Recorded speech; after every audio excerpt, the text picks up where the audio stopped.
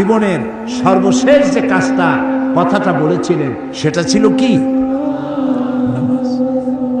ইন্তেকালের 5 দিন আগে প্রচন্ড জ্বর হলো, মাথায় যন্ত্রণা হলো, বারবার বেহুশ হয়ে পড়েন। যে রাত্রে ইন্তেকাল করবেন সেই রাত্রে সাহাবায়ে কেরাম কেউ ঘরে ফেরে নাই, সবাই কাঁদতেছে। সকলের ধারণা নবীজি খুব তাড়াতাড়ি বিদায় হয়ে যাবেন। ঘরের মধ্যে স্ত্রীরা কাঁদেন, জামাই কাঁদে, নাতি নাতনি কাঁদেন। সব থেকে বেশি কাঁদছেন হযরতে মা ফাতিমা রাদিয়াল্লাহু তাআলা আনহা। রাসূলুল্লাহর হুশ এলো, হযরত ফাতেমার কান্না দেখে কাছে ইশারা করে ডাকলেন, কানে কানে কি যেন বললেন। হযরত ফাতেমার কান্না বন্ধ হয়ে গেল। হযরত আয়েশা ফাতেমাকে ডেকে বলেন, মা তোমার আব্বা জান কি তোমারে বলল, কান্না বন্ধ হলো তোমার? হযরত ফাতেমা বলেন, মা আমার আব্বা জান আমাকে কানে কানে বললেন, মা কাঁদিস না, তোর কান্না আমার বরদাস্ত হয় না।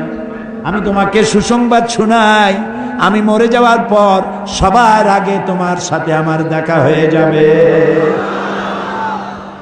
হযরত ফাতেমা বুঝতে পেরেছেন এর অর্থ হলো রাসূলের ইন্তেকালের পরে আত্মীয় স্বজনের ভিতরে সর্বপ্রথম ফাতেমার ইন্তেকাল হবে। হয়েছিল তাই। রাসূলুল্লাহ বেহুশ হয়ে পড়লেন, আবার হুশ হলো, আবার বেহুশ হলেন। ফজরের পরে হযরতে জিবরাইল এসে বলছেন, আসসালামু আলাইকা ইয়া রাসূলুল্লাহ, হে আল্লাহর রাসূল, আল্লাহ আপনাকে সালাম বলেছেন আর তিনি জানতে চেয়েছেন আপনি কেমন আছেন। তিনি জানেন আপনি কেমন আছেন, তারপরেও তিনি জানতে চেয়েছেন আপনার মুখে আপনি কেমন আছেন। নবীজি বললেন, আমি বড়ই কষ্টের ভিতরে আছি, অসুস্থ আছি। হযরতে জিবরাইল বলছেন, ইয়া রাসূলুল্লাহ, একজন নতুন ফেরেশতা এসেছে আজ আমার সাথে, যে ফেরেশতা কোনো মানুষের কাছে আসার জন্য অনুমতি কোনোদিন চায় নাই আর কোনোদিন চাবেও না, শুধু আপনার অনুমতি চায় আপনার কাছে আসার জন্য। সে ফেরেশতার নাম মালাকুল মউত। হযরতে মালাকুল মউত রাসূলের অনুমতি নিয়ে রাসূলের জাসাদ মুবারকের কাছে এসে সালাম পেশ করলেন। বললেন, ইয়া রাসূলুল্লাহ, আদম আলাইহিস সালাম থেকে নিয়ে শুরু করে এই পর্যন্ত আমি যত মানুষের জান কবজ করেছি আর কিয়ামত পর্যন্ত যত মানুষের জান কবজ করব, কারো কাছে অনুমতি চাই নাই, অনুমতি চাওয়াও আমার লাগবে না।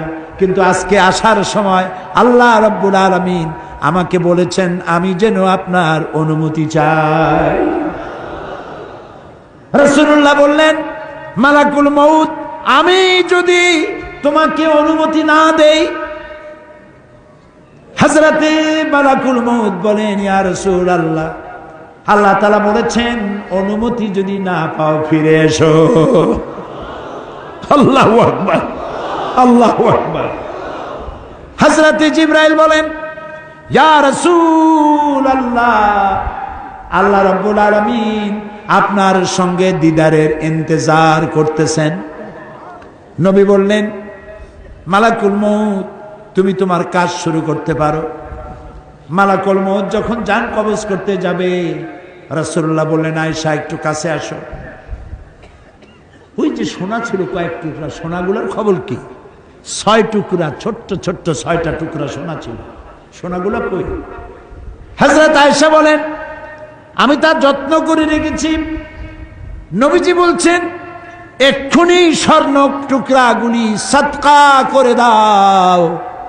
আমি মুহাম্মদ সাল্লাল্লাহু আলাইহি সাল্লাম আল্লাহর দরবারে এই অবস্থায় উপনীত হতে চাই না যে মুহাম্মদের ঘরের ভিতরে সোনা আছে। হযরত ওমর রাদিয়াল্লাহু তাআলা আনহু রাসূলের সঙ্গে দেখা করতে গেছিলেন একদিন। ঘরে মা আয়েশা ছিলেন না। হযরত ওমর সালাম দিয়ে ঘরের মধ্যে ঢুকে দাঁড়ায় দাঁড়ায় কাঁদতেছেন, বাচ্চা শিশুর মতো ডুকরে ডুকরে কাঁদছে। রাসূলুল্লাহ জিজ্ঞেস করছেন, ওমর কান্দো কেন? হযরত ওমর বলছেন, আমি বিশ্ব নবীর ঘর দেখতেছি, ছোট্ট একটা ঘর, এক কোনায় একটা সরাহি পানি রাখার পাত্র কাইতে হয়ে পড়ে আছে, একটা গ্লাস কাইতে হয়ে পড়ে আছে, আর এক কোনায় 1 কেজি কি আধা কেজি জব পড়ে আছে, আর রাসূল শুয়ে আছেন দড়ি দিয়া বুনানো একটা খাটিয়ার উপরে, চাদর নাই, বালিশ নাই, হাত মোবারক মাথার তলে দিয়ে শুয়ে আছে, পিঠ মোবারকে দড়ির দাগ কেটে আছে। হযরত ওমর বলছেন, ইয়া রাসূলুল্লাহ, আমি তো বরদাস্ত করতে পারছি না, বিশ্বনবী তার পিঠে দড়ির দাগ, পানির পাত্র কাইত হয়ে পড়ে আছে, খাট নাই, বালিশ নাই, আপনি আমাকে অনুমতি দেন, আমি আপনার জন্য একটা তোষক বানাই নিয়ে আসি। রাসূলুল্লাহ বললেন, ওমর, আমি তো দুনিয়ায় শান্তি করতে আসি নাই, আমি যদি ওহদ পাহাড়কে বলি ওহদ আমার জন্য সোনায় পরিণত হয়ে যা, ওহদ পাহাড়টাই সোনা হয়ে যাবে, শান্তি করতে আসি নাই। নবীজি বললেন, আয়েশারে সোনাগুলি বিতরণ করে দাও, সাদকা করে দাও। মালাকুল মউতকে বললেন, তুমি তোমার কাম সারো। জান কবর শুরু হয়ে গেল।